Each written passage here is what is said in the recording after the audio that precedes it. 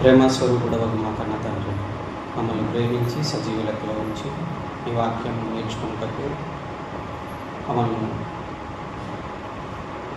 చిన్న మందగా చేర్చి ఈ వాక్యంలోని సంగతులు ఆలోచించడానికి మీరు ఇచ్చిన అవకాశాన్ని బట్టి మీకు కృతజ్ఞతలు తండ్రి.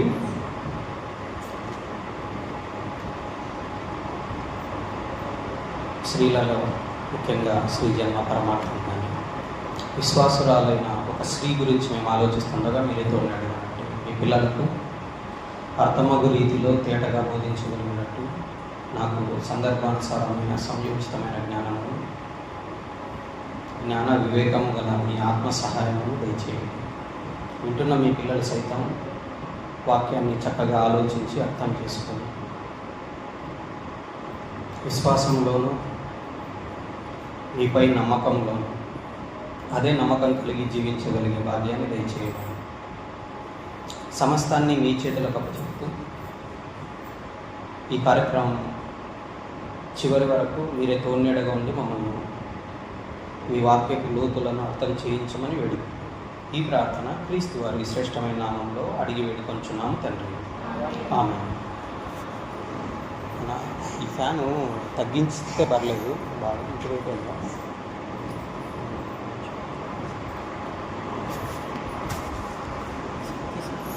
Thank you. నేటికి పర్లేదు ఓకే చల్లగా నేటికి స్త్రీల తరగతికి ఏర్పాటు చేయబడిన పాఠం విశ్వాసురాలైన స్త్రీ విజయగాథ. ఒకే స్త్రీ గురించి ఆలోచిస్తున్నాం, ఓకేనా? విశ్వాసురాలైన స్త్రీ విజయగాథ. ముఖ్యంగా స్త్రీల సమాజంగా మీరు కూడొచ్చారు. స్త్రీ అనగానే దేవుడు మొట్టమొదట పురుషుని కలిగించాడు. ఆ పురుషుడు అనగా మన ఆది తండ్రి ఆదాము గారు దేవుని పనిలో ఉన్నాడు, ఓకేనా? దయచేసి జాగ్రత్తగా వినండి, చాలా మంచి పాఠం మీరు వింటారు. ఎందుకంటే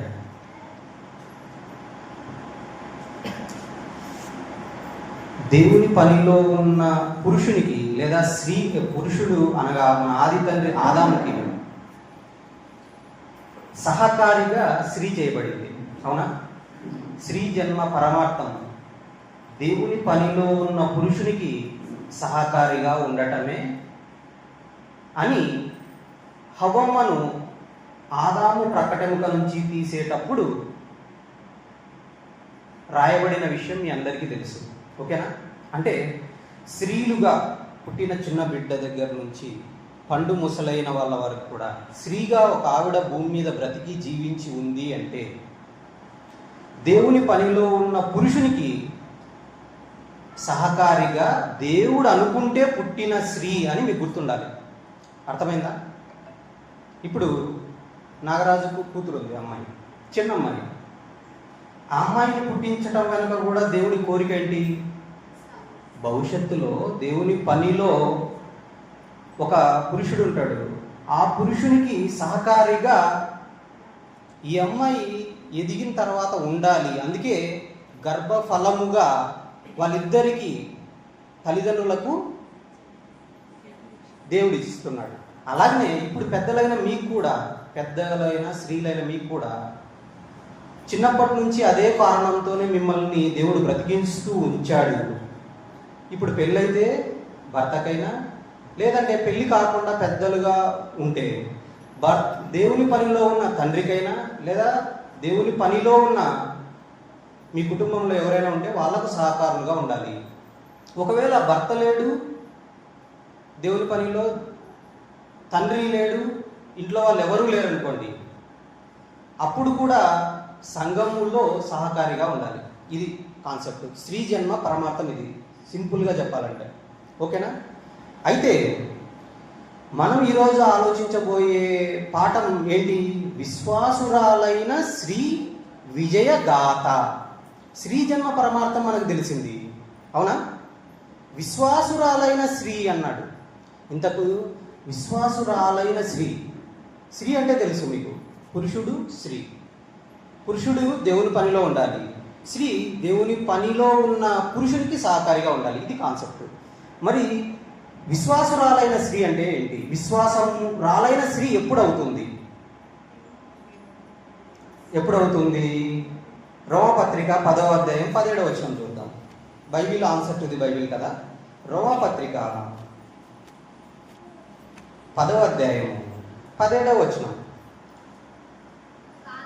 కాగా వినుట వలన విశ్వాసం కలుగును, వినుట క్రీస్తును గూర్చిన మాట వలన కలుగును. ఇక్కడ విశ్వాసం ఎలా కలుగుతుందో చెప్తున్నాడు. ఎలా కలుగుతుందంట? వినుట వలన విశ్వాసం వస్తుందంట. ఆ వినటం ఏంటి వినాలా? Very good. క్రీస్తును గూర్చిన మాట అనగా వాక్యం వినుట వలన విశ్వాసం కలుగుతుంది. ఇప్పుడు మన పాఠం ఏంది? విశ్వాసురాలైన స్త్రీ విజయగాథ కదా. అంటే విశ్వాసురాలైన స్త్రీ అవ్వాలంటే ఏం జరగాల? యేసుక్రీస్తు గూర్చిన మాటలు, బైబిల్లో ఉన్న మాటలు, దేవుని మాటలు వింటూ ఉన్నప్పుడు ఆ స్త్రీకి విశ్వాసురాలైన స్త్రీగా మారుతుంది. ఓకేనా? బైబిల్లోని మాటలు, దేవుని సంగతులను, దేవుని మాటలను, దేవుని కార్యక్రమాలను వీటిని విన్న తర్వాత అవి తన హృదయంలో ఉంచుకొని ఉంటే అప్పుడు ఆ స్త్రీ ఏంగా మారుతుంది? విశ్వాసురాలైన స్త్రీగా మారుతుంది. Okay, very good. లోకంలో ఏదో విని విశ్వాసురాలయ్యిందంటే తప్పు. లోకంలో ఎవరికో ఏదో జరిగిందని దేవుణ్ణి నమ్ముకుంటే అది తప్పు. లేదా తనకే ఏదో జరిగిందని దేవుణ్ణి నమ్ముకుంటే అది తప్పు. మీకు అందరికీ తెలుసు ఆ విషయాలు. అయితే ఇక్కడ విశ్వాసురాలైన స్త్రీ విజయగాథ నేర్చుకుంటున్నాం. ఒక విజయగాథ ఉంది ఒక స్త్రీకి.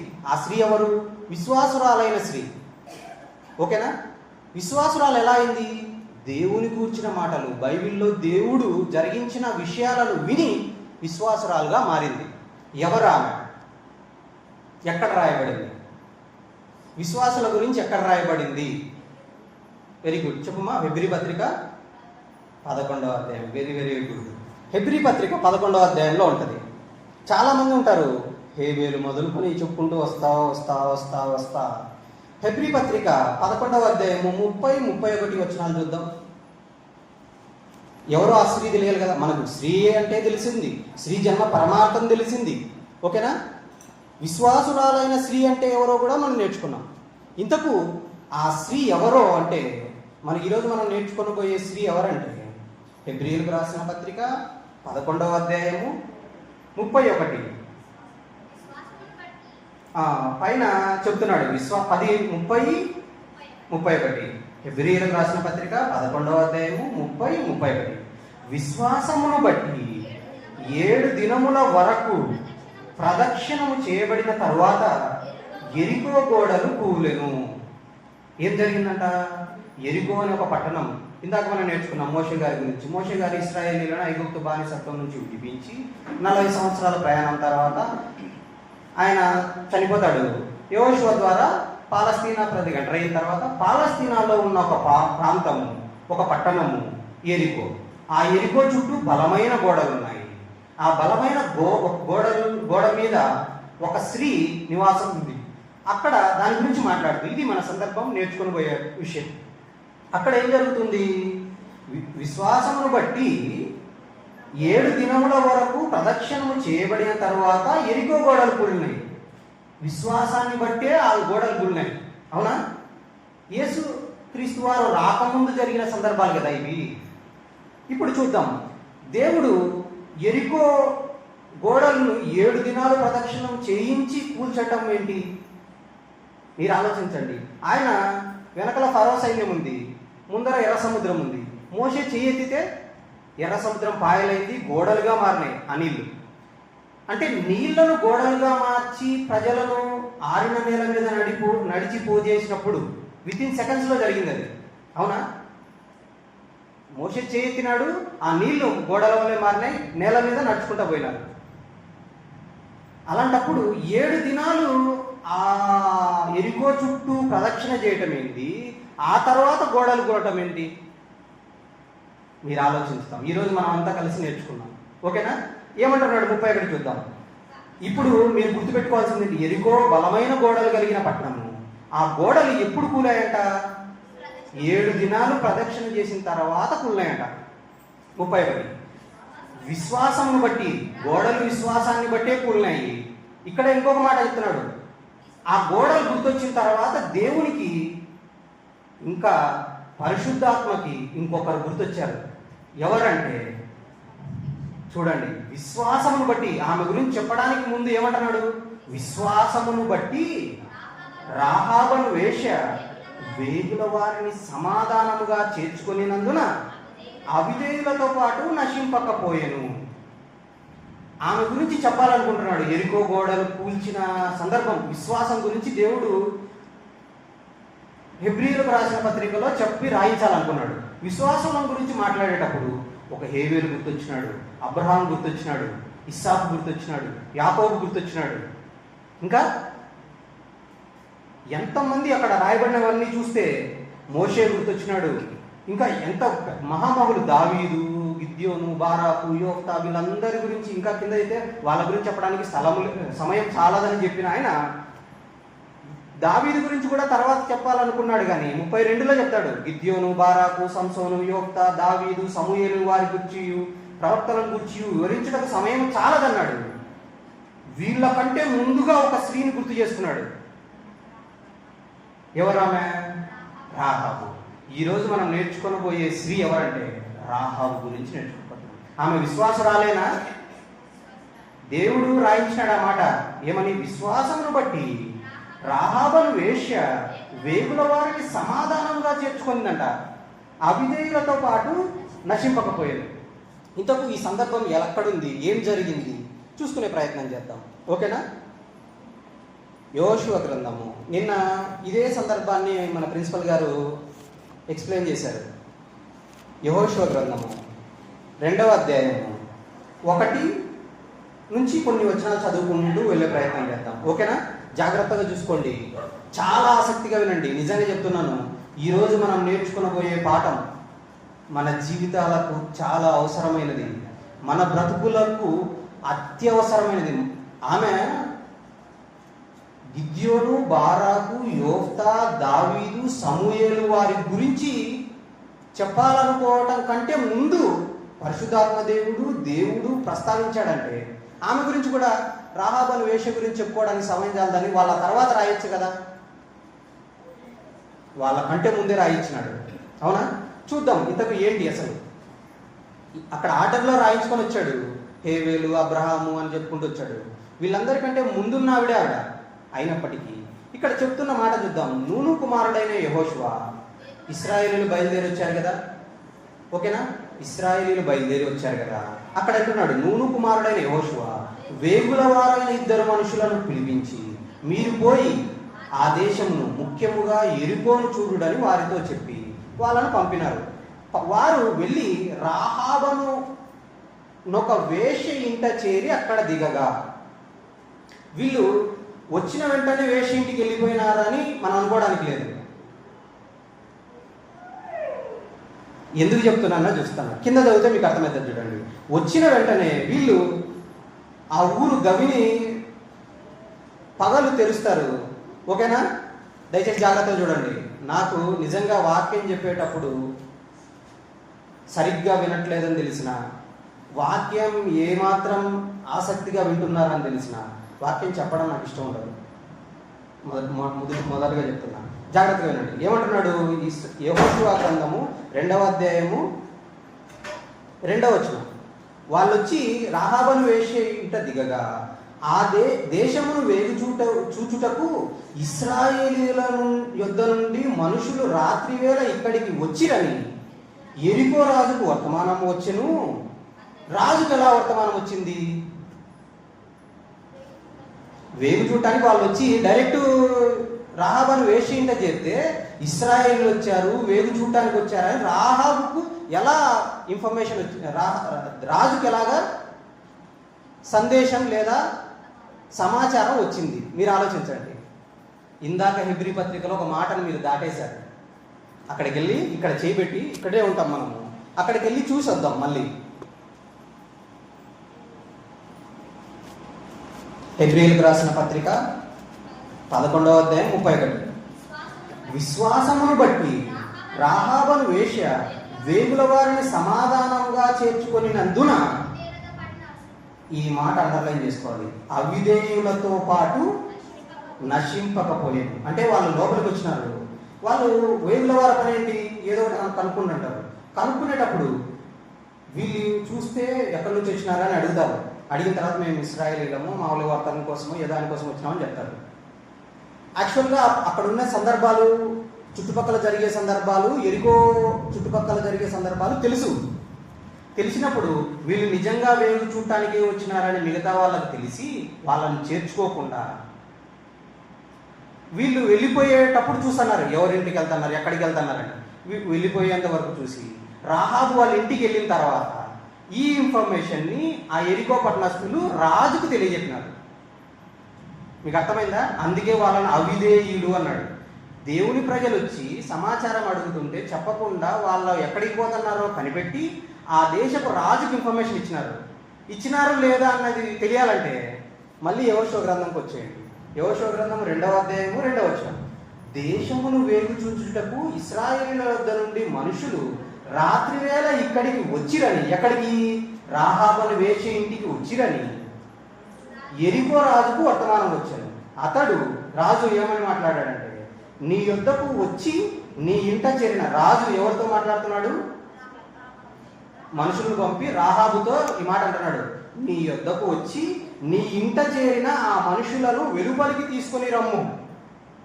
వారు దేశమంతటిని వేగు చూచుటకై వచ్చిరని చెప్పుటకు రాహాబు వద్దకు మనుషులను పంపగా, రాజు ఏం చేశాడు? మనుషులను పంపాడు. ఏమని? నీ ఇంట్లోకి వచ్చినారు, వాళ్ళు దేశమంతటిని వేగు చూడటానికి వచ్చినారు కాబట్టి వాళ్ళను తీసుకొని వెలుపలికి రమ్ము అని రాజు ఎవరికి వర్తమానం పంపినాడు?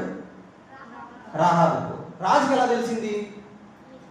ఎవరైతే వీళ్ళు లోపలికి వచ్చి మాట్లాడుతూ ఎవరు చేర్చుకుంటారా అని వెతుకుతున్నారు.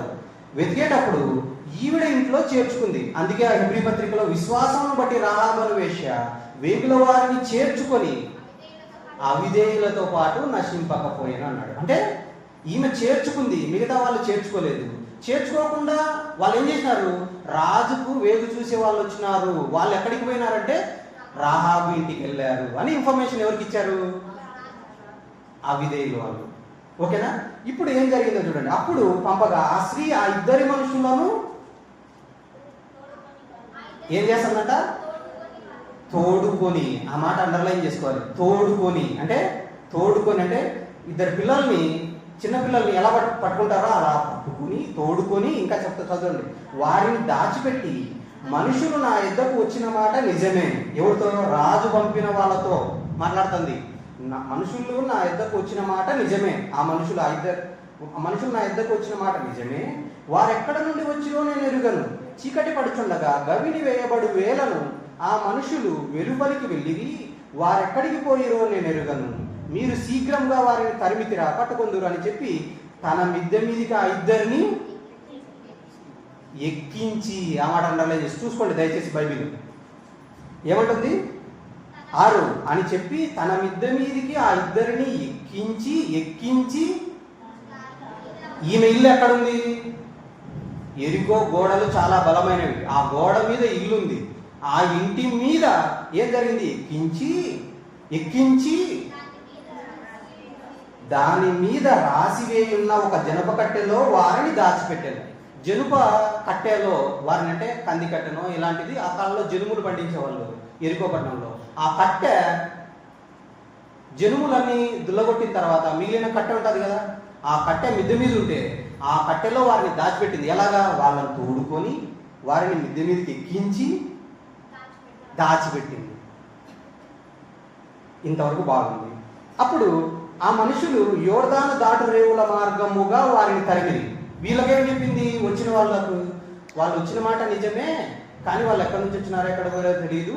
అయితే వాళ్ళు గవిని వేయబడి వేలకు బయటికి వెళ్ళిపోయినారు కాబట్టి మీరు వెంటనే శీఘ్రంగా తరిమినారా వాళ్ళని పట్టుకుంటారు అని వాళ్ళకు టెన్షన్ పెట్టేసి మీరు తరమండి అని చెప్పింది. వాళ్ళు వెళ్ళిపోయినారు. వాళ్ళు ఎక్కడికి వెళ్ళిపోయారు? వీళ్ళు ఏ ప్రాంతం నుంచి వచ్చినారు? యోర్దాను నది దాటి, యోర్దాను నది కూడా ఎర్ర సముద్రం ఎలాగైతే పాయలైందో అలాగనే యోర్దాను నదిని కూడా పాయలు చేసి ఈ దేశానికి తీసుకొని వచ్చినాడు దేవుడు. కాబట్టి వీళ్ళు వచ్చిన దారిలోనే వెళ్ళింటారు. కాబట్టి యోర్దాను నది మార్గంలో తట్టు వాళ్ళు తరిమినారు. మీకు అర్థమైందా? తరిమినారు. అది చూడండి, యోర్దాను దాటు రేవుల మార్గముగా వారిని తరిమిది. తరమబోయిన మనుషులు బయటికి బయలు వెళ్ళిన తోడనే గవిని వేయబడింది. ఇప్పుడు చూడండి ఆమె క్యారెక్టర్. ఆ వేగుల వారు పండుకొనక ముందు. ఇప్పుడు ఒక చిన్న ఇంట్రడక్షన్ ఇస్తాను. రాహాబను వేశ్య. వేశ్య ఇల్లు ఎలా ఉంటుంది, వేశ్య మాటలు ఎలా ఉంటాయి, వేశ్య పరిస్థితులు ఎలా ఉంటాయి, ఆవిడ గురించి దేవుడు కొన్ని వందల సంవత్సరాల తర్వాత కొత్త నిబంధనలో అది విశ్వాసుల వీరుల జాబితా రాయిస్తూ రాహాబను వేశ్య అని చెప్పడానికి ముందు విశ్వాసమును బట్టి అని చెప్పాడంటే ఈమె ఎంత గొప్ప పనులు చేసిందో మనకు తెలియాలి. ఆమె విజయగాథ ఏంటో తెలియాలి. చూద్దాం. వారు పండుగొనక ముందు ఈమె పనేంటి? పడుపు వృత్తి. పండుగొనక ముందు వారున్న మిద్దె మీదికి ఎక్కి వారితో ఇట్లా వారున్న మిద్దె మీదికి ఎక్కి ఆమె మాట్లాడుతుంది. ఏమని మాట్లాడుతుంది? యెహోవా ఈ దేశమును మీకు ఇచ్చుచున్నాడనియు, మీ వలన మాకు భయము పుట్టుననియు, మీ భయము వలన ఈ దేశ నివాసులందరికీ ధైర్యము చెడుననియు. అంటే భవిష్యత్తులో ఇలా జరుగుతుంది అని ఈవిడ ముందుగా గ్రహించి చెప్తుంది. ఆల్రెడీ భయపడుతున్నారని చెప్పట్లే. ఆ మాట చూడాలి. ఈ దేశం మీకు ఇచ్చుచున్నాడనియు అంటే భవిష్యత్తులో మీకు ఇస్తాడు. మీ వలన మాకు భయము పుట్టుననియు అంటే భవిష్యత్తులో పుడుతుంది, ఇప్పుడు లేదు. అందుకే వాళ్ళు అవిధేయులైంది రాజుకు వర్తమానం పంపినారు. పుట్టుననియు, మీ భయము వల్ల ఈ దేశ నివాసులందరికీ ధైర్యము చెడుననియు నేను ఎరుగుదును. ఈ దేశ నివాసులకు తెలీదు, నాకు తెలుసు. ఎందుకు తెలుసు? ఎందుకు తెలుసో చెప్తాంది. మనం విశ్వాసురాలైన స్త్రీ అంటే ఏమని తెలుసుకున్నాం? దేవుని సంగతులు, దేవుని కార్యక్రమాలు తన హృదయములో ఉంటే, అంటే విన్న మాటలు ఉంటే విశ్వాసరాలైన స్త్రీ. ఇక్కడ ఒక మాట చెప్తా. మన సొమ్ము లేదా డబ్బులు మన చేతిలో నుంచి పోయినాయనుకో ఎంత బాధపడతాం మనం? చాలా బాధపడతాం. అది దొరికేంత వరకు చాలా బాధపడి ముప్పు తిప్పలు పడతాం. కానీ ప్రతి వారము ప్రతి క్లాస్కు వాక్యం వినడానికి వస్తాం. మనం చేతిలో నుంచి డబ్బులు పోతే బాధపడినంతగా మన హృదయంలో నుంచి వాక్యం వెళ్ళిపోతే, వాక్యం కోల్పోతే, మన హృదయం విన్న వాక్యం గుర్తు లేదు, లేకపోతే హృదయంలో వాక్యం లేదు, చేతిలో డబ్బు లేదని ఇంత బాధపడిపోతున్నాం. మంచిది. అలాంటప్పుడు అంతకంటే ఎక్కువగా హృదయంలో నుంచి వాక్యం వెళ్ళిపోతుంటే మనం ఇంతగా కష్టపడతామా, లేకపోతే ఎందుకు మర్చిపోతున్నామని బాధపడతామా? ఆలోచించండి. ఈమె ఏమంటుంది? నేను ఎరుగుదును, మీ వల్ల మాకు ధైర్యం చెడుతుంది, భవిష్యత్తులో ఇది జరుగుతుంది అని ఈమె ఎందుకు ఇంత ధైర్యంగా చెప్తుంది? కింద చెప్తుంది చూడండి. మీరు ఐగుప్తు దేశంలో నుంచి వచ్చినప్పుడు మీ ఎదుట యెహోవా అంటే ఇశ్రాయేలీల దేవుడు యెహోవా అని తెలుసు. ఐగుప్తు దేశం నుంచి వచ్చినప్పుడు అంటుంది. ఐగుప్తు దేశం నుంచి ఎప్పుడు వచ్చినారు వీళ్ళు? పాలస్తీనాకు రాకముందు 40 సంవత్సరాల క్రితం వచ్చినారు. అవునా? వాళ్ళు 40 సంవత్సరాలు ప్రయాణం చేసినారు కదా. 40 సంవత్సరాల క్రిందట జరిగిన విషయాన్ని ఈమె దగ్గరికి చాలా మంది వస్తుంటారు కదా. వాళ్ళు మాట్లాడుతున్న విషయాలను ఈమె హృదయంలో పెట్టుకుంది. ఏమని? పలానా ఇశ్రాయేలీయులు ఉన్నారు, వాళ్ళు వచ్చేటప్పుడు ఐగుప్తు దేశంలో నుంచి బయలుదేరి ఈ ప్రాంతానికి వస్తున్నారంట. వచ్చేటప్పుడు ఎర్ర సముద్రం ఆరిపోయింది, ఎర్ర సముద్రం పాయలైపోయి ఆరిపోతే 6 నీళ్ళ మీద నడుచుకుంటూ వచ్చినారు. ఇంకా ఐగుప్తు దేశంలో నుంచి వచ్చినప్పుడు మీ ఎదుట యెహోవా అనగా మీ దేవుడు యెహోవా ఎర్ర సముద్రపు నీరును ఏలాగు ఆరిపోజేసెనో, యోర్దాను తీరమునున్న అమోరీయుల 2 రాజులైన అది దాటినారు, మళ్ళా యోర్దాను నదికి వచ్చినారు. అక్కడ అమోరీయుల రాజులైన సీహోను ఓగునకు మీరేమి చేసితిరో అనగా మీరు వారిని ఏలాగు నిర్మూలన చేసితిరో ఆ సంగతి మేము వింటిమి. ఎవరు విన్నారంట? మేము వింటిమి అంటే ఎరికో పట్టణస్థులందరూ విన్నారు. విన్న వారందరూ మర్చిపోయినారు, ఈవిడ మాత్రం గుర్తుపెట్టుకొని ఉంది. మీకు అర్థమవుతుందా? మేము వింటిమి అన్నది అంటే విన్న వాళ్ళందరూ తమ హృదయంలో అవి పెట్టుకోలేదు, ఈమె మాత్రం పెట్టుకోనుంది. ఈమె ఏం చేస్తుంది? మేము వింటిమి, మేము వినినప్పుడు అనగా వాళ్ళు విన్నప్పుడు. వాళ్ళు ఎప్పుడు విన్నారు? యెరూషలేమంట పాలస్తీనాకు రాకముందే యోర్దాను నది మార్గం తట్టు వేగుల వారిని తరిమినారు కదా ఎరికో పట్టణం నుంచి వచ్చిన సైనికులు. ఎరికో పట్టణంలో సైనికులు యోర్దాను నదికి పోయే మార్గంలో వాళ్ళని తరిమినారు. అంటే ఈ పట్టణానికి దగ్గరలోనే యోర్దాను నది ఉంది. అంటే యోర్దాను నది తీరంలో ఉన్న అమోరియల ఇద్దరు రాజులను ఓడించారు ఇశ్రాయేలీలు. వాళ్ళు ఎంత గొప్పోళ్ళు అంటే వాళ్ళు ఐగుప్తులో నుంచి బయలుదేరి వచ్చినప్పుడే ఎర్ర సముద్రపు నీరును కూడా పాయలు చేయటం జరిగింది. ఎవరంటే వాళ్ళ దేవుడు చేశాడన్న విషయం ఎవరు విన్నారు? ఎరికో పట్టణస్థులు అందరూ విన్నారు. అప్పుడు ఏం జరిగిందో చూడండి, మేము వినినప్పుడు మా గుండెలు కరిగిపోయెను, మీ దేవుడైన యెహోవా పైన. ఎవరి గుండెలు కరిగిపోయినాయంట? ఎరికో పట్టణస్థులు అందరి గుండెలు కరిగిపోయినాయి. మీ గుండెలు కరిగిపోవడానికి దేవుడు నిజంగా బైబిల్ ఎలా రాయబడిందో ఈరోజు వింటుంటే మీకు అర్థమవుతుంటుంది. రాహాబ్ గురించి ఇంతవరకు ఇలా విన్నారా మీరు? చూడండి అసలు దేవుడు ఎంత గొప్పగా రాయించాడో. నా గొప్పతనం కూడా ఏం లేదు, దేవుడు రాయించిన విషయాలు మీకు చెప్తున్నా. మనం సరిగ్గా చదివితే అర్థమయ్యే విషయాలు చెప్తున్నా. ఏమంటున్నాడు? మేము వినినప్పుడు మా గుండెలు కరిగిపోయాను. వీళ్ళ దేశానికి ముందు యోర్దాను నది దాటే టైంలో వాళ్ళ మీద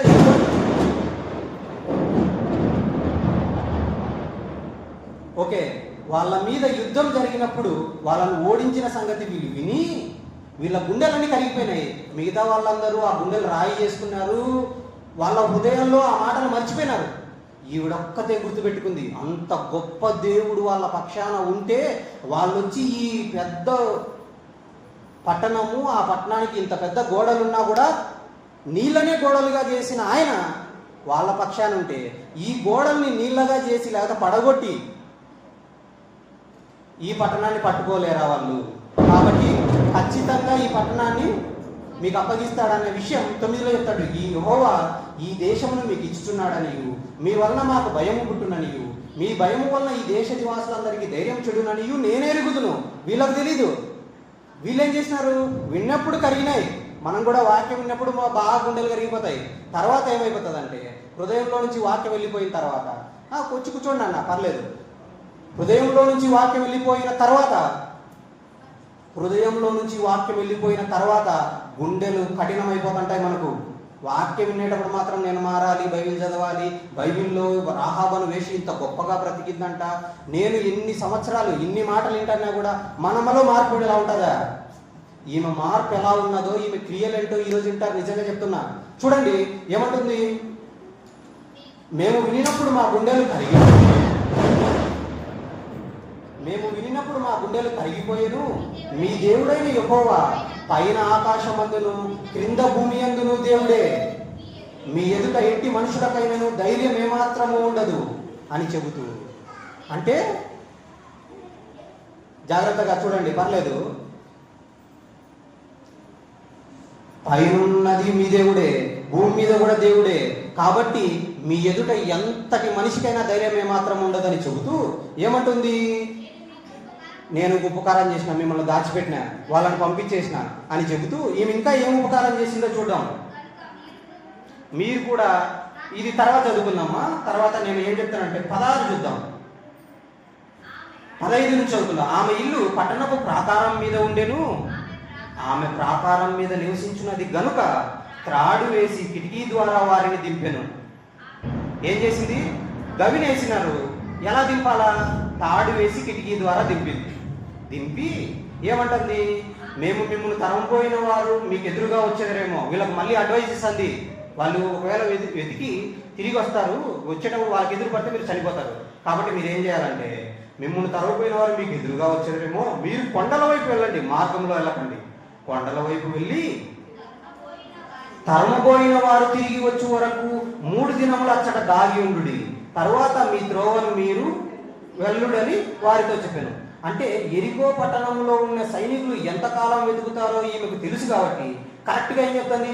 3 దినములైనా మీరు కొండల్లోకి వెళ్ళి అక్కడ ఉండండి, వాళ్ళు తిరిగి వస్తారు. ఆ ఎరికో పట్టణం ప్రకారంగా ఆ పట్టణం యొక్క రాజ్య పద్ధతి కానీ ఎవరైనా వచ్చిన వాళ్ళు వేగుల వారు వెళ్తే మళ్ళీ 3 రోజుల్లో ఇన్ఫర్మేషన్ తీసుకొని వాళ్ళు రావాలా. కాబట్టి ఆ 3 రోజుల వరకు మీరు కొండల వైపు వెళ్ళండి, మార్గంలో వెళ్ళకండి, కొండల్లో ఉండి వాళ్ళు 3 రోజుల్లో తిరిగి వస్తారు, వచ్చిన తర్వాత మీ మార్గంలో మీరు వెళ్ళొచ్చు అని వాళ్ళకి చెప్పింది. ఈ మాట చెప్పకపోతే ఏం జరుగుతుంది? ఇంత చేసి వాళ్ళు చచ్చిపోయే పరిస్థితి ఏర్పడుతుంది. అందుకే చూడండి అన్నమాట. అప్పుడు వీళ్ళేమన్నారు 18, ఆ మనిషి నీవు మమ్మును దించిన ఈ కిటికీకి ఈ ఎర్రని దారమును కట్టి నీ తండ్రిని నీ తల్లిని అన్నదమ్ములను ఇవన్నీ చెప్తున్నారు. ఇంతకేం చెప్పినారంటే ఈ ఎరికో పట్టణాన్ని మేము పట్టుకుంటాము, దేవుడు ఇస్తాడు. ఇచ్చేటప్పుడు మేము మిమ్మల్ని నిన్ను కాపాడాలి అంటే నువ్వేం చేయాలంటే, ఈమెకు ఎవరెవరు ఉన్నారు ఇప్పుడు చదవండి. ఎవరెవరు ఉన్నారంటే 13 చదువుదాం. నేను మీకు 12, నేను మీకు ఉపకారం చేస్తే కనుక మీరును నా తండ్రి ఇంటికి ఉపకారం చేసి నాకు నిజమైన ఆనవాళ్ళనిచ్చి. ఈమె ఎవరు? వేశ్య. వేశ్య అంటే పెళ్లిగల. ఈమె భర్త అంటూ ఎవరు లేరు. ఈమెకు ఉన్నవాళ్ళు ఎవరు? తండ్రి ఇల్లే, భర్త లేడు. ఈమె ఏం చేస్తుంది చూడండి. తండ్రి ఇంటికి ఉపకారం చేసి నాకు నిజమైన ఆనవాళ్ళు ఇచ్చి నా తండ్రియు. ఎవరెవరు ఉన్నారు అంటే ఈ మాటలు మాట్లాడటానికి ఎవరెవరు ఉన్నారు? నా తండ్రియు, నా తల్లియు, నా అన్నదమ్ములను, నా అక్క చెల్లెండ్రును, వారికి కలిగి ఉన్న వారందరూ చావకుండా బ్రతకనిచ్చి రక్షించినట్లుగా దయచేసి యెహోవా తోడని ప్రయాణం చేయడని. ఈమెకు ఎవరెవరు ఉన్నారు? ఇంకా తండ్రి బ్రతికే ఉన్నాడు, తల్లి బ్రతికే ఉన్నారు, అన్నదమ్ములు బ్రతికే ఉన్నారు, అక్క చెల్లెండ్రు బ్రతికే ఉన్నారు. వాళ్ళ ఇంటి వారందరినీ బతికినట్లు ప్రమాణం చేయమంది. అప్పుడు వీళ్ళేమంటున్నారు? 18, నీవు మమ్మును దించిన ఈ కిటికీకి ఎర్రందారంను కట్టి నీ తండ్రిని నీ తల్లిని నీ అన్నదమ్ములను నీ తండ్రి ఇంటి వారిని అందరినీ నీ ఇంట చేర్చుకొనుము. ఇంటి ద్వారములలో నుండి వెలుపలికి వచ్చువాడు తన ప్రాణమునకు తానే ఉత్తరవాది, మేము నిర్దోషులమగుదామని చెప్పి వీళ్ళు వెళ్ళిపోయినారు. ఇప్పుడు ఈమెం చేసింది? ఈ దారాన్ని కట్టమంటే 21లో కట్టేసింది. ఇప్పుడు 22 చదువుదాం. వారు వెళ్ళి కొండలను చేరి తరుమువారు తిరిగి వచ్చే వరకు 3 దినములు అక్కడ నివసించిరి. తరుమువారు ఆ మార్గమందంతటను వారిని వెదికిరి కానీ వారు కనపడలేదు. ఆ 2 మనుషులు తిరిగి కొండలను నుండి దిగి నది దాటి నూను కుమారుడైన యెహోషువ యొద్దకు తెచ్చి సంభవించిందంతా చెప్పినారు. ఇది బాగుంది. ఇంతవరకు మీకు అన్నీ తెలిసినట్టే. ఇప్పుడు కూడా కొన్ని విషయాలు మీకు తెలియనివి తెలుసుకుంటారు. ఏది? యెరికో పట్టణంలో ఉండే వాళ్ళు వీళ్ళు ఎక్కడికి పోతున్నారో గ్రహించి రాహాబు దగ్గరికి వెళ్ళిందని రాజుకు సమాచారం ఇచ్చారు, అవిధేయులని మీకు అర్థమైంది. ఇప్పుడు ఏం జరిగిందంటే యెహోషువ 6వ అధ్యాయము 1 నుంచి చూద్దాం. ఇది 2వ అధ్యాయం కదా, 6. ఆ కాలంన ఇశ్రాయేలీల భయము చేత ఎవడునూ వెలుపలికి పోకుండాను లోపలికి రాకుండాను యెరికో పట్టణ ద్వారము గట్టిగా మూసివేయబడెను. అప్పుడు యెహోషువతో దేవుడు ఇలా మాట్లాడుతున్నాడు. చూడుము, యెరికోను దాని రాజును పరాక్రమ గల శూరులను ఈ చేతికి అప్పగిస్తున్నాను అని చెబుతూ 3 చూద్దాం. 3 మీరందరూ యుద్ధ సన్నద్ధులై. ఇశ్రాయేలీలు ఏం కావాలంట? యుద్ధ సన్నద్ధులు. యుద్ధ సన్నద్ధులు అంటే ఏం చేయాలా? యుద్ధ వస్త్రాలన్నీ ధరించుకోవాలా, యుద్ధ సన్నద్ధులు అయిపోవాలా. అవి ఏం చేయాలంట? పట్టణమును ఆవరించి. పాత నిబంధనలో ఒక పట్టణాన్ని, యెరూషలేము పట్టణం ఒకటి ఉంది. యెరూషలేము పట్టణము అంతకుముందు యెబూసు అని పిలిచేవాళ్ళు. ఆ పట్టణాన్ని పట్టుకుంది ఎవరంటే దావీదుకు మొట్టమొదటి సైన్యాధిపతి అయిన యోవాబు పట్టుకుంటాడు. అది ఎందుకు చెప్తున్నానంటే ఆ పట్టణం చుట్టూ కూడా బలమైన గోడ ఉండేది. ఆ గోడ ఎక్కి మొట్టమొదటిగా యోవాబు పట్టుకున్నాడు. కాబట్టి దావీదు సైన్యం 300 మంది, 30 మంది, 3 ఉంటే వాళ్ళందరి మీద అధిపతిగా యోవాబు నియమిస్తారు. అంత పెద్ద గోడని ఎక్కి పట్టుకున్నాడు కాబట్టి యోవాబు. అంటే యుద్ధంలో పట్టుకునే విధానం, గోడ ఉన్న పట్టణాన్ని పట్టుకునే విధానం, గోడ ఎక్కి పట్టుకునే వాళ్ళు పాత నిబంధనలు జరిగేది. వీళ్ళని ఏమంటున్నాడు? యుద్ధ సన్నద్ధులై ఆ పట్టణమును ఆవరించి మీరు గోడలు ఎక్కండి అని చెప్పట్లే. ఏం చెప్తున్నాడు?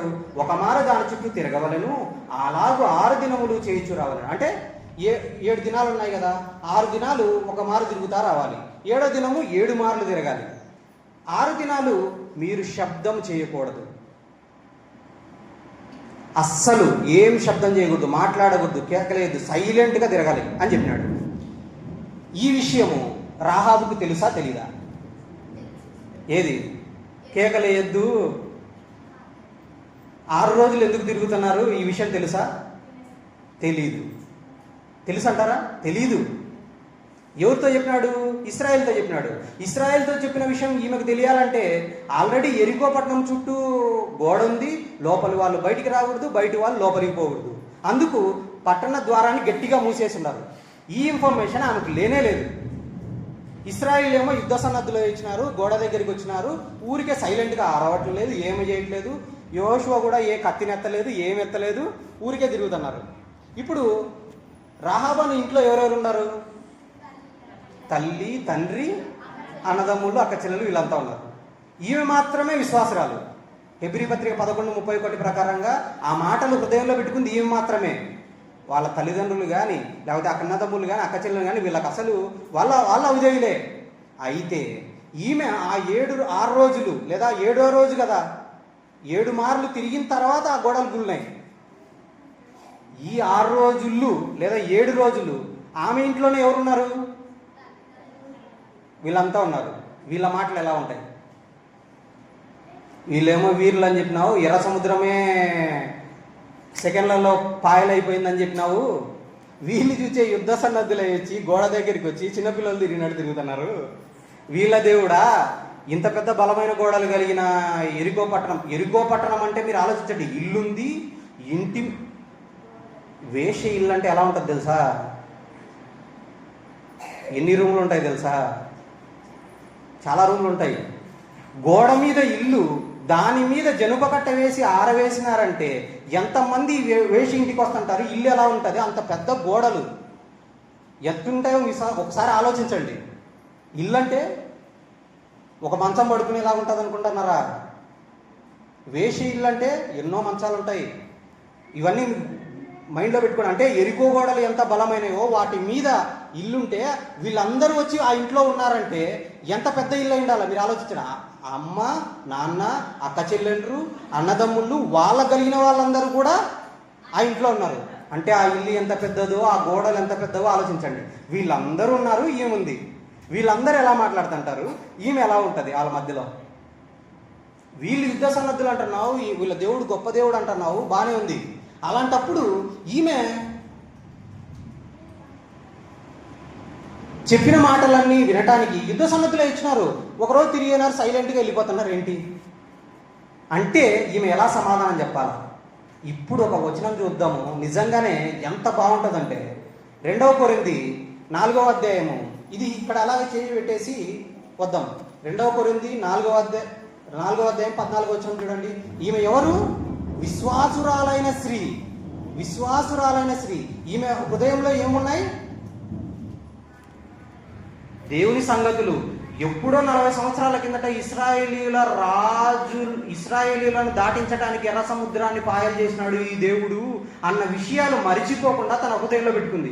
వేష అంటే ఎలా ఉంటుంది? ఎంతమంది వస్తుంటారు, ఎంతమంది పోతుంటారు, ఎన్ని మాటలు చెప్తుంటారు, ఎన్ని జరుగుతుంటాయి. అసలు వాటన్నిటినీ పక్కనెట్టేసి దేవుని సంగతులను, దేవుని క్రియలను తన హృదయంలో పెట్టుకొని విశ్వాసిగా మారింది. ఇంకా ఏం తెలుసా? వాళ్ళు వచ్చిన తర్వాత ఆ క్రియలన్నీ మానేసింది ఆవిడ. ఇంకా చూద్దాం. 2 కొరింథీ 4:14 చూద్దాం. ఈమె విశ్వాసరాలైన స్త్రీ కదా. 2 కొరింథీ 4:14 ఏమంటున్నాడు? పౌలు గారు అంటున్నారు ఏమని? విశ్వసించి తిని గనుక మాటలాడి తిని. పౌలు గారు విశ్వసించాడు కాబట్టి మాట్లాడాడు. ఈమె కూడా ఎవరంట? విశ్వాసురాలైన స్త్రీ. మాట్లాడిందా? విశ్వాసులైతే మాట్లాడతారు. ఏం మాట్లాడతారు? క్రీస్తుని కూర్చున్న మాటలు మాట్లాడతారు, దేవుని సంగతులు మాట్లాడతారు, దేవుని క్రియలు వివరిస్తారు. ఈమె కూడా వాళ్ళ తల్లిదండ్రులకు 6 రోజులు 7 రోజులు లేఖనాల పరిశోధన చేసిందండి. మీకు అర్థం కావాలి. ఆమె క్యారెక్టర్ మార్చుకుంది 6 దినాలు. వాళ్ళు వచ్చి వెళ్ళిపోయిన తర్వాత ఈ పట్టణాన్ని పట్టిస్తాడు ఖచ్చితంగా దేవుడు, నేను ఈ పనులన్నీ చేయకూడదు, ఇంత గొప్ప దేవుడు ఈ పట్టణాన్ని పట్టుకుంటున్నాడంటే దేవుని ప్రజలతో ఉండాలా. దేవుని ప్రజలు, దేవుని సైన్యం, దేవుని సమాజం, దేవుని సహవాసం, వాళ్లకు నేను సహకారిగా మారాల. స్త్రీ జన్మ పరమార్థం ఏంటి? దేవుని పనిలో ఉన్న పురుషునికి సహకారిగా ఉండాలి, దేవునికి కోసం బ్రతుకుతున్న వాళ్ళకి సహకారిగా ఉండాలి. ఈవిడ ఒక మనిషికి సహకారిగా ఉండటానిలా, సాక్షాత్తు దేవుని మాటలు కలిగిన ఒక జనాంగానికి సహకారిగా మారింది. ఇక్కడ ఎలా మారింది? తన జీవితాన్ని మార్చుకుంది, తన మాటలు విశ్వసించింది. కాబట్టి ఏం మాట్లాడుతుంది? క్రీస్తుని గురించినే మాట్లాడుతుంది. ఈమె మారలేదనుకోండి, వ్యభిచారి ఎలా మాట్లాడుతుందో అలా మాట్లాడుతుంది, వేశ్య ఎలా మాట్లాడుతుందో అలా మాట్లాడుతుంది. మనం ఇన్ని మాటలు ఏంటంటాం? మనం ఉదయం లేచినప్పటి నుంచి రాత్రి పడుకునేంత వరకు ఏం మాట్లాడతాం? విశ్వాసంలాగా దేవుని మాటలు మాట్లాడుకుంటున్నామా, వేరే మాటలు మాట్లాడుకుంటున్నామా? జాగ్రత్తగా చూడండి. విశ్వాసులుగా మనం దేవుని మాటలు మాట్లాడుతుంటే హృదయం నిండిన దాన్ని బట్టి నోరు మాట్లాడుతుంది కదా. అంటే మన హృదయంలో ఏముండాయి? ఎప్పుడూ ఏరాళ్ళ మీద ఏడవటమే. మనం వాక్యం గురించి మాట్లాడుకోమంటే మన హృదయంలో వాక్యం లేదు, విత్తబడుతుంది వాక్యం, హృదయంలో నుంచి వాక్యం వెళ్ళిపోతుంది. ఈవిడేంటి, ఈవిడ దగ్గరికి ఎంతోమంది వచ్చేవాళ్ళు, వచ్చిన ఎన్నో మాటలు మాట్లాడుతుంటారు. ఎన్ని మాటలు మాట్లాడింటారు, ఎన్నో రాజ్యాల నుంచి వచ్చిన వాళ్ళు మాట్లాడింటారు. అందుకే అమోరీల రాజుల్ని ఇలా నాశనం చేసినారు, ఇశ్రాయేలీలు వస్తున్నారు, ఎంతమంది చెప్పింటే వాళ్ళందరూ చెప్పిన వాళ్ళ దేవుడు ఎవరు, వాళ్ళ దేవుడు ఎలా ఆరిపోజేసినాడు, ఇవన్నీ బాగా విని తన హృదయంలో భద్రపరుచుకుంది. వాటిని మళ్ళీ నెమరు వేసుకుంటుంది. ఆయన గొప్ప దేవుడు, ఆయన ఖచ్చితంగా ఈ పట్టణాన్ని పట్టుకునే ప్రయత్నం చేస్తాడు, ఖచ్చితంగా అప్పగిస్తాడు. ఇంత బలమైన గోడలున్నా ఆ బలమైన గోడల్ని ఆధారం చేసుకొని నేను ఇంట్లో ఉన్నా ఈ పట్టణాన్ని మాత్రం ఆ దేవుడు పట్టుకోనిస్తాడు. ఆమె ఎంతగా నమ్మిందంటే, మనం ఒక రోజు వింటాం, 2 రోజులు వింటాం, ఆమె కూడా ఏమనుకోండాలా, అవును మోషే చేయెత్తితే ఎర్రపు సముద్రం పాయలైపోయింది, యోషువ వచ్చి చేయెత్తడమో లేకపోతే ఏదో ఒకటి అంటే దేవుని మాటగా ఏదో ఒకటి చెప్పడమో, బండతో మాట్లాడు అంటే మాట్లాడితే నీళ్ళు ఇస్తుందా? మాట్లాడితే నీళ్ళు ఇస్తుందా? మాట్లాడు అంటే మోషే మాట్లాడితే నీళ్ళు ఇస్తుందా? ఇస్తుంది. మా దేవుడు చెప్పినాడు, మోషే నువ్వు వెళ్ళి బండతో మాట్లాడుము అన్నాడు. ఆయన పోయి కొట్టినాడు. మాట్లాడితే నీళ్ళు ఇస్తుంది నాయన, నువ్వు పోయి మాట్లాడన్న తర్వాత మాట్లాడమంటే నీళ్ళు ఇస్తుందా? బండ నీళ్ళు ఇచ్చినప్పుడు మాట్లాడితే, ఇవన్నీ విన్నప్పుడు వీళ్ళు వచ్చి ఏం మాట్లాడకుండా సైలెంట్గా తిరుగుతుంటే, వీళ్ళు నోరెత్తి మాట్లాడితే కదా ఈ రాళ్ళు కూలటమో రాళ్ళు పగిలిపోవటమో ఈ పట్టణంలోకి వచ్చి పట్టుకోవడమో జరుగుతుంది. పట్టణ ద్వారం మూసేసింది, ఇంత జరుగుతుంటే వీళ్ళేం మాట్లాడకుండా ఉంటే ఈమె విశ్వాసం ఎంత బలంగా ఉందో చూడండి. 1 రోజు కాదు, 2 రోజులు కాదు, 6 రోజులు కూడా ఈమె విశ్వాసం చెక్కు చెదరలే. ఎందుకు? తన హృదయంలో దేవుడు ఇశ్రాయేలీల కోసం చేసిన కార్యక్రమాలు అన్నీ కూడా ఇశ్రాయేలీలు మర్చిపోతున్నారు. కానీ ఒక వేశ్యగా ఉండి ఈమె దగ్గరికి ఎంత భయంకరమైన పరిస్థితులు ఉన్నా, ఎంతమంది వస్తున్నా, వాళ్ళు ఎన్ని రకాల మాటలు మాట్లాడుతున్నా, ఎన్ని రకాలుగా వాళ్ళు వ్యవహరిస్తున్నా, అన్నిటినీ పక్కనెడుతుంది. దేవుని మాటలను, దేవుణ్ణి మాత్రం పట్టుకుంటుంది. తన హృదయంలో ఏం నింపుకుంది? దేవుని మాటలు. అందుకే ఇప్పుడు చదవండి ఏమన్నాడు, 2 కొరింథీ 4:14 విశ్వసించి తిని గనుక మాటలాడి తిని. 6 దినాలు 7 దినాలు లేఖనాల పరిశోధన చేసింది ఈవిడ. ఎవరికి? తన ఇంట్లో వాళ్ళకి. ఇక్కడ విచిత్రం ఏంటంటే, మనం ఎవరన్నా వాక్యం చెప్తుంటే మన వాళ్ళు వినరు. కానీ ఆవిడ చెప్తుందంటే ఆనాడున్న వాళ్ళ కుటుంబస్తులు కూడా ఎంత మంచోళ్ళో చూడండి. కనీసం తర్వాత ఎందుకు మంచిగా ఉన్నారంటే, ఈమె ప్రవర్తన మార్చుకుంది, మాటలు మారినాయి, క్రియలు మారినాయి. ఏంటి ఇలా ఉన్నదేంటి? ఆమె ఇంటికి రాగలిగినారంటే ఆలోచించండి. ఆమె ఇంట్లో లేకుండా ఎక్కడో ఉండేవాళ్ళు వేశ్య ఇంటికి వచ్చి ఉన్నారంటే ఆమె ఎంత బతిమలాడింటుంది, ఎంత ఒప్పించుకుంటుంది, ఎంత జరిగింటుంది. ఒకసారి ఆలోచించండి. సమరయశ్రీ మాటలు వేసి ఊరంతా వచ్చి యేసుక్రీస్తు దగ్గరికి వచ్చింది, గొప్ప విషయం. అక్కడ యేసుక్రీస్తు ఉన్నాడని తెలుసు కాబట్టి వాళ్ళ దగ్గరికి వచ్చి యేసుక్రీస్తు మాటలని వాళ్ళు మారినారు, బాగుంది. ఇక్కడ ఏమన్నా ఒక బోధకుని పంపించినాడు ఆ దేవుడు? ఈమె ఉంది. ఆలోచించండి. 6 రోజులు ఉంది. వాళ్ళు ఎన్ని మాటలు అంటున్నా కూడా, ఇశ్రాయేలు యుద్ధ సన్నద్ధులై వచ్చి సైలెంట్గా తిరుగుతున్నా కూడా 6 రోజులు దేవుని సంగతులు చెప్తుంది. అంటే అంత స్టఫ్ ఉంది, అన్ని రకాలుగా మాట్లాడగలిగినంత వాక్యము, దేవుని సంగతులు, దేవుని గురించిన విషయాలు ఆమెకు తెలుసు. అర్థమైందా మీకు? రాహాబను వేశ్య అని మాట్లాడుతున్నారు, కానీ ఆమె మార్పు ఎలా ఉంది, ఆమె మాటలు ఎలా ఉన్నాయి, ఎంత గొప్పగా మాట్లాడింటే వాళ్ళందరూ బయటికి పోకుండా ఒక మాట అన్నారు వాళ్ళు, నీ ద్వారం విడిచి బయటికి వెళ్ళువారు వాళ్ళ ప్రాణాలకు వాళ్ళే ఉత్తరవాదులు, కానీ నీ ఇంట్లో ఉండే వాళ్ళ ప్రాణం కోసం మా ప్రాణాలు అడ్డేస్తామని చెప్పినారు. వాళ్ళందరూ రక్షింపబడినారు. అలాంటప్పుడు ఇదంతా జరిగిన తర్వాత యెహోషువ గ్రంథం 6వ అధ్యాయానికి వచ్చేయండి. యెహోషువ గ్రంథం 6వ అధ్యాయము 3వ వచనం చదువుకున్నాం. అయితే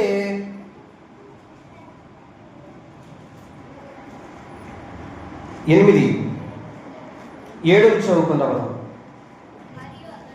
మరియు అతడు, మీరు సాగి పట్టణమును చుట్టుకొనుడనియు యోధులు యెహోవా మందసమునకు ముందుగా నడవాలని ప్రజలు చెప్పెను.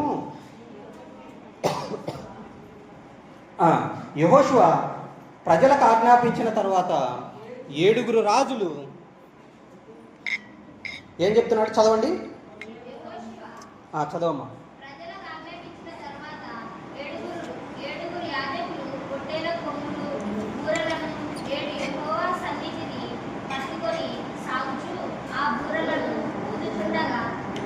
చాలు.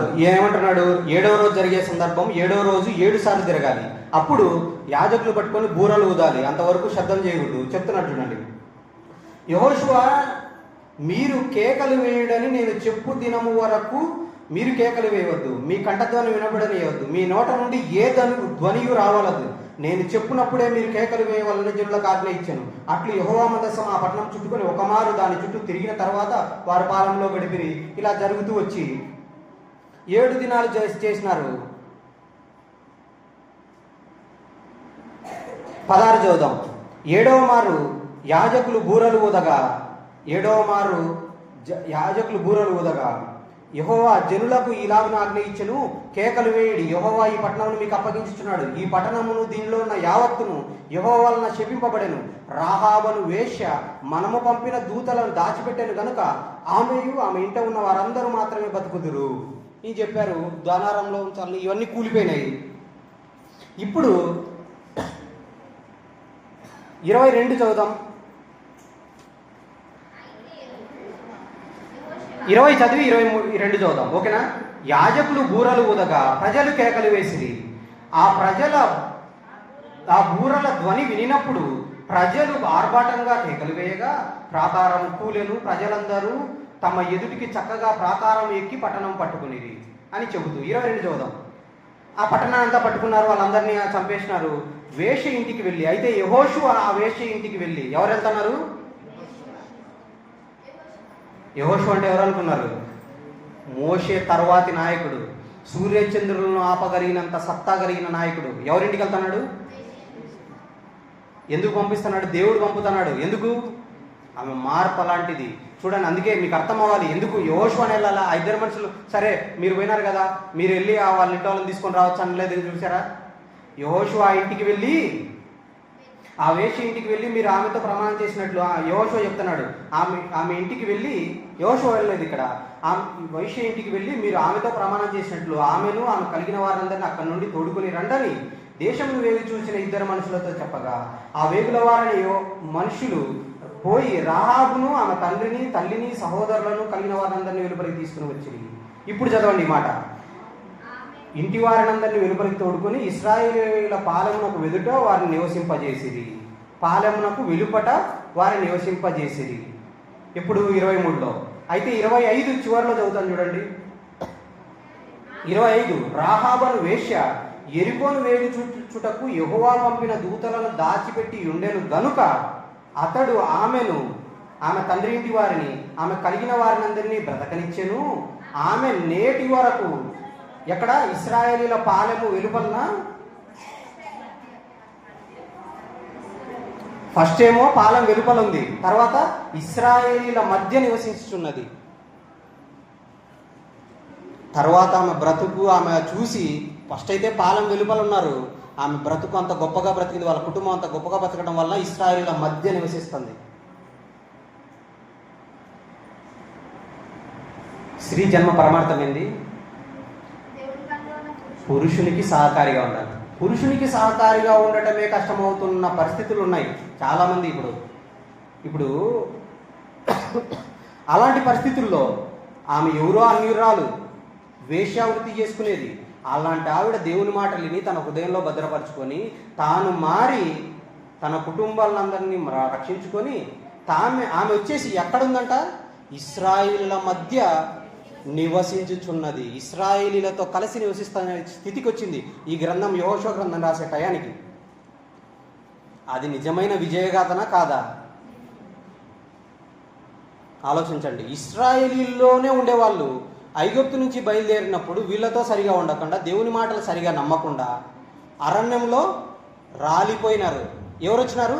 2 మాత్రమే వచ్చినారు. ఏది చూసిన వాళ్ళు? ఎర్ర సముద్రం పాయలు చేయటం చూచినోళ్ళే ఇద్దరు వచ్చినారు. ఎర్ర సముద్రం పాయలు చేయటం విన్న ఆమె తన కుటుంబాన్నంతని రక్షించుకొని ఇశ్రాయేళ్ల మధ్య పాలస్తీనాలో ప్రవేశించింది.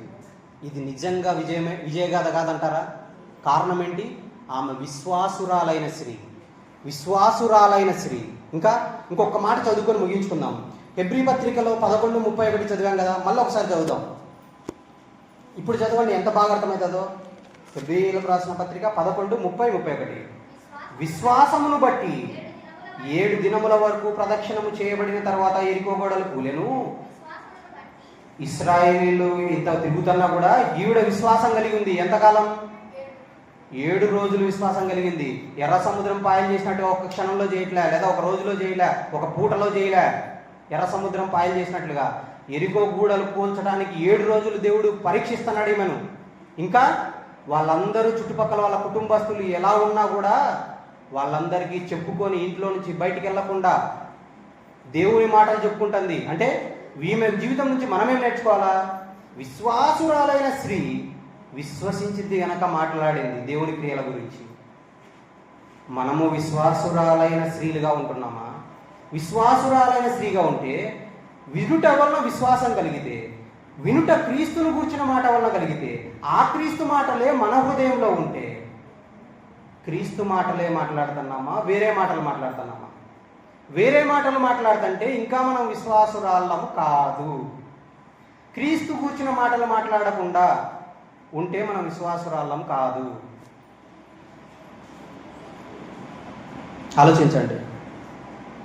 అందుకే అంటున్నాడు, రాహాబను వేశ్య వేగుల వారిని సమాధానంగా చేర్చుకుంది. అవిధేయులు మాత్రం సమాధానంగా చేర్చుకోకుండా వాళ్ళ మీద దృష్టి ఉంచి వీళ్ళని ఎవరు చేర్చుకుంటారో చూద్దాం. ఎవరు చేర్చుకోవటం లేదు. పోయి వేశ్యలోకి పోయినారు. ఆ ఇన్ఫర్మేషన్ తీసుకుపోయి రాజుకు చెప్పినారు. వాళ్ళు చచ్చిపోయినారు. ఈమె సమాధానంగా చేర్చుకున్నందున అవిధేయులతో పాటు నశింపకపోయేను. ఇప్పుడు యాకోబు పత్రిక చదవండి, ఒక 2 పేజీలు తిప్పితే. యాకోబు పత్రిక 2:25 చూడండి, పక్కనే 2 పేజీలు తిప్పితే యాకోబు 2:25. అటువలనే రాహాబను వేశ్య కూడా 24 చదివి వద్దాం. మనుషుడు విశ్వాసం మూలమున మాత్రము కాక క్రియల మూలంగా నీతిమంతుడని ఎంచబడునని మీరు దీనివల్ల గ్రహించితిరి. అసలు విశ్వాసులు అంటే ఏం ఉండాలా? క్రియలు ఉండాలా. ఈమె విశ్వాసురాలే కాదు, ఈమెకు కూడా క్రియలు. ఆ ఇన్ఫర్మేషన్ చెప్పేటప్పుడు దేవునికి ఎవరు గుర్తొచ్చినారు? మళ్ళా అబ్రహాం గుర్తు రాలేడా? అబ్రహాం ముందు చెప్పేసినాడు. రాహాబు గుర్తొచ్చింది. ఏంది 2 పేజీలు దాటగానే మళ్ళీ దేవునికి ఆ రాహాబు గుర్తొచ్చేస్తుంది. ఎంత గొప్పగా బ్రతికింది. 6 రోజులు ఇంత భయంకరమైన వ్యతిరేకత ఉన్నా, పట్టణం వ్యతిరేకంగా ఉన్నా కూడా దేవుని మీద విశ్వాసం కోల్పోలే. వాళ్ళు వచ్చేసి యుద్ధ సన్నద్ధిలో యుద్ధం చేయకుండా సైలెంట్గా తిరుగుతున్నా కూడా, ప్రదక్షిణ చేస్తున్నా కూడా, ఇంకా వీళ్ళ వల్ల కాదులే, ఈ గోడలు ఎప్పుడు గులుతాయి, నా ఇల్లే దాని మీద ఆధారపడింది, ఇంత బలంగా ఉంది అని విశ్వాసాన్ని కోల్పోలే. చూడండి ఏమంటున్నాడు. మనుషుడు విశ్వాసం మూలమున మాత్రమే కాక, దేవుడు ఎర్ర సముద్రాన్ని పాయలు చేసినాడు, మీ దేవుడు గొప్ప దేవుడు అని చెప్పడం ఒక ఎత్తు అయితే, అంతకంటే గొప్ప ఎత్తు ఏందో తెలుసా? ఇక్కడ చెప్తున్నాడు చూడండి. నీతిమంతులని ఎంచబడాలంటే ఊరికే నమ్మితే మేము విశ్వాసం అని చెప్పుకుంటే సరిపోదు. ఏముండాలంట? క్రియల మూలమున నీతిమంతుడని ఎంచబడునని మీరు దీనివల్ల గ్రహించితిరి. అటువలనే రాహాబను వేశ్య కూడా దూతలను చేర్చుకొని, వాళ్ళు ఏ దారిని పోవాలనుకుంటున్నారు? ఎరికో నుంచి యోర్దాను నదికి మధ్యలో ఒక ద్వారం మార్గం ఉంది. ఆ మార్గంలో వెళ్ళిపోతుంటే వాళ్ళకి ఏమని అడ్వైజ్ చేసింది? ఈ రాజ్య పాలనా పద్ధతి ప్రకారం తరమడానికి పోయిన వాళ్ళు 3 రోజుల తర్వాత కానీ రారు, అంతవరకు మీరు వెళ్ళి కొండలలో ఉండి నివాసం చేయండి, ఆ తర్వాత వాళ్ళు వచ్చిన తర్వాత 3 రోజులు అవుతుంది, ఆ తర్వాత మీరు మీ దేశానికి, మీ ప్రాంతానికి, మీ ప్రజల దగ్గరికి వెళ్ళండి అని చెప్పి. ఇప్పుడు చదవండి ఆ మాట. అటువలనే రాహాబను వేశ్య కూడా దూతలను చేర్చుకొని వేరొక మార్గమున వారిని వెలుపలికి పంపివేసినప్పుడు క్రియల మూలముగా నీతిమంతురాలని ఎంచబడెను కదా. అంతవరకు ఆమె క్రియలు ఎత్తన్నా ఉన్నాయి. మారిన తర్వాత ఇశ్రాయేలీయుల దగ్గరికి వచ్చిన తర్వాత మళ్ళా పనులు చేసిందా? చేయలే. ఎంత గొప్పగా బ్రతికింది తెలుసా? నీతిమంతురాలని హెబ్రీ పత్రికలో విశ్వాసుల వీరుల జాబితాలో రాహాబు వేషాన్ని జ్ఞాపకం చేసుకున్నాడు. విశ్వాసం అంటే ఊరిక నమ్మటం కాదు, క్రియలు కూడా ఉండాలి అని యాకోబు పత్రిక చెప్తుంటే మళ్ళీ పరిశుద్ధాత్మ ప్రేరేపణించి రాహాబు వేష గురించి రాయి అంటున్నాడంటే దేవునికి వెంటనే గుర్తొచ్చేస్తుందంటే ఎప్పుడో వేల సంవత్సరాలు, వందల సంవత్సరాల కిందట జీవించిన ఆవిడను చూపిస్తూ ఆమె క్రియలతో ఎంత పకడ్బందీగా ప్లాన్ చేసిందో చూడండి. రాజు వచ్చి ఇన్ఫర్మేషన్ అడుగుతుంటే భయపడకుండా ధైర్యంగా వాళ్ళ పక్షాన్ని నిలబడి వాళ్ళని తోడుకొని వాళ్ళని ఎక్కించి అంత ధైర్యశాలిగా నిలబడింది. విశ్వాసురాలైన స్త్రీ రాహాబు యొక్క విజయగాథ ఇది. మరి ఈ స్త్రీ విజయగాథను మనం నేర్చుకున్నాం, బాగుంది. మనము విశ్వాసులైన స్త్రీలుగా ఉన్నామా? ఉంటే మనము ఆమె ఏంది విశ్వసించింది కనుక మాట్లాడింది. 6 రోజులు వాళ్ళు వెళ్ళిపోయినప్పటి నుంచి 6 రోజులు వీళ్ళు తిరిగే టైం కానీ 7వ దినం కానీ మాట్లాడుతూనే ఉంది. ఏం మాట్లాడింది? దేవుని క్రియలు వివరించడం వల్లే వాళ్ళు బయటికి వెళ్లకుండా ఉన్నారు. వీళ్ళు యుద్ధం చేయకుండా వచ్చి తిరుగుతుంటే నీ ఇష్టం నాయన నువ్వు ఉండిపో, మేము వెళ్ళిపోతున్నామని వెళ్ళలేదంటే ఆమె ఎంత గొప్పగా చెప్పింది. ఆ కుటుంబం కూడా ఎంత మంచిగా వాక్యాన్ని స్వీకరించింది ఆలోచించండి. ఈనాడు కుటుంబాల్లో ఇలాగ వాక్యాలను ఆలోచించే వాళ్ళు, దేవుణ్ణి అనుకునే వాళ్ళు లేరు, చెబితే వినేవాళ్ళు లేరు. వాక్యం దగ్గరికి వచ్చి రోజు గురువారం, శుక్రవారం, ఆదివారం ఫోన్లో ఎన్ని మాటలు వింటున్నా కూడా మనం క్రీస్తు గురించి, వాక్యం గురించి మాట్లాడే స్త్రీలుగా మనం లేము, లేకపోతే వాక్యం గురించి చెప్పే పురుషులుగా లేము. అలాంటప్పుడు మనం విశ్వాసులమా? మనకంటే గొప్పది ఆవిడ, ఒప్పుకోవాలి. సరే, ఇక మీదటి నుంచైనా సరే విశ్వాసురాలైన స్త్రీ అని కొత్త నిబంధనకు వచ్చిన తర్వాత కూడా కొన్ని వందల సంవత్సరాల తర్వాత రాహాబు గురించి చెప్పి మనకు బుద్ధి నేర్పుతున్నాడు ఆయన. ఇప్పటి నుంచైనా మనవేవో ఇంట్లో ఉన్న ఒక కూర గిన్నె వెళ్ళిపోతేనే ఎక్కడ పోయింటది, ఎవరు తీసుకుపోయింటారు, ఏం జరిగింటది అని అస్సలు నిద్ర పట్టదే మనకి. ఇన్ని రోజులు వచ్చి వాక్యం వింటున్నాం, వాక్యాలు మర్చిపోతున్నామని ఏమైనా దిగులు ఉంటుందా మనకు? ఆలోచించండి. దేవుడు ఇన్ని మాటలు రాయించినాడు కదా, ఇప్పటి నుంచైనా హృదయంలో వాక్యాలు నింపుకుందాం, క్రీస్తుని గురించిన మాటలు నింపుకుందాం. విశ్వాసులైన స్త్రీలుగా ఉండండి, విశ్వాసులైన పురుషులుగా ఉండండి. విశ్వసించితిమి గనుక మనం మాట్లాడదాం. రాహాబను వేశ్య మాట్లాడి ఇంతమందిని రక్షించింది. ఇశ్రాయేళ్ల మధ్య దేవుని జనాంగంలో కలిసి నివసించే అర్హత సంపాదించింది, మధ్యలో నివసించే అర్హత సంపాదించింది. ఆమె ప్రవర్తన మార్చుకుంది. ఒక సమరయ స్త్రీ ఊరికి దేవుని వాక్యాన్ని ప్రకటించి యేసుక్రీస్తు దగ్గరికి నడిపించింది. మనము స్త్రీల సమాజం ఇలాగా వెలవలకపోవాల్సిందేనా? ఇన్నిసార్లు వింటనే కూడా మనం వాక్యం వినడానికి రాము, వాక్యాలు సరిగా అయినాం, మనకిష్టం వచ్చినట్టు మనం ఉంటాం, మనం విశ్వాసాలుగా మాట్లాడడం. మన పరిస్థితులు ఎక్కడున్నా ఒకసారి ఆలోచించుకుందాం. తిరిగి ఉన్న ప్రతి క్షణం వాక్యం గురించి ఆలోచించే వాళ్ళంగా ఉంటామా? మనం చేయాలనుకుంటాం, కానీ బయటికి వెళ్ళిన తర్వాత అలా చేయడం కుదరని పరిస్థితులు దయ్యం కల్పిస్తుంది. వాటన్నిటినీ దాటి ఈ శరీరంతో, ఈ మనసుతో, ఈ ఆలోచనలతో యుద్ధం చేయగలిసి నిలబడాలి. మనం ఏదైతే ఎదుర్కొంటున్నామో అంతకంటే గొప్పగా ఇన్నిసార్లు ఏం మాట్లాడలేదు వాళ్ళు. ఒక్కసారే వచ్చి కొంతసేపు ఉన్నారు, వెళ్ళిపోయినారు వాళ్ళు. ఒక్కసారి ఎప్పుడో ఎవరెవరి ద్వారా విన్నవి గుర్తు పెట్టుకొని ఇంత గొప్పగా బ్రతికిన ఆవిడ ఇన్నిసార్లు మనం వింటున్నా కూడా మనం ఎక్కడున్నామో ఒకసారి ఆలోచించండి. కాబట్టి విశ్వాసురాలైన స్త్రీలుగా ఉండండి. మీరు కూడా, ఆమె ఒక జనాంగానికి సహకారిగా నిలబడింది, ఇశ్రాయేలీల జనాంగానికి, దేవుని సమాజానికి సహకారిగా నిలబడింది. అంత గొప్పగా బ్రతికిందండి. తర్వాత కాలంలో తర్వాత పెళ్లి చేసుకుంది, తర్వాత పిల్లలను కంది, ఇంత జరిగింది. అలాంటప్పుడు మనము విశ్వాసురాలైన స్త్రీలుగా ఉంటే మనం కూడా దేవుని గురించి, క్రీస్తు గురించి మాట్లాడేవారుగా మీరు ఉండాలని గుర్తు చేస్తూ, మీ మాటలను మీరు పరీక్షించుకోండి. ఉదయం లేచినప్పటి నుంచి రాత్రి పడుకునేంత వరకు మన మాటలు ఎలా ఉన్నాయి, మన చేష్టలు ఎలా ఉన్నాయి, మన క్రియలు ఎలా ఉన్నాయి, మనం ఇంట్లో వాళ్ళకు సహకారిగా ఉంటున్నామా, సంఘానికి సహకారిగా ఉంటున్నామా, దేవుని పనులకు సహకారిగా ఉంటున్నామా, మిమ్మల్ని మీరు పరీక్షించుకోండి. అదే ఈరోజు పాఠంలోని సారాంశం, విశ్వాసురాలైన స్త్రీ విజయగాథ. ఓకేనా? అర్థమైందని అనుకుంటున్నాను. ఏమైనా డౌట్లు ఉంటే అడగండి. చిన్న ప్రార్థన చేసుకొని క్లోజ్ చేసుకుందాం. ప్రేమస్వరూపుడు మా కన్న తండ్రి, మీరు రాయించిన గ్రంథం ఎంత గొప్పగా ఉంది తండ్రి.